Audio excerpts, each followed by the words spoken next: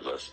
It's not quite in Tesla's primary mission direction of accelerating sustainable energy, but it is an extremely useful thing that we can do for the world, which is to make a useful humanoid robot that is capable of interacting with the world and helping in many different ways. So in factories and really just I mean, I think if you say like extrapolate to many years in the future, it's like I think work will become optional. Like there's a lot of jobs that if people weren't paid to do it, they wouldn't do it. Like it's not fun, necessarily. Like if you're washing dishes all day, it's like even if you really like washing dishes, you really want to do it for 8 hours a day every day.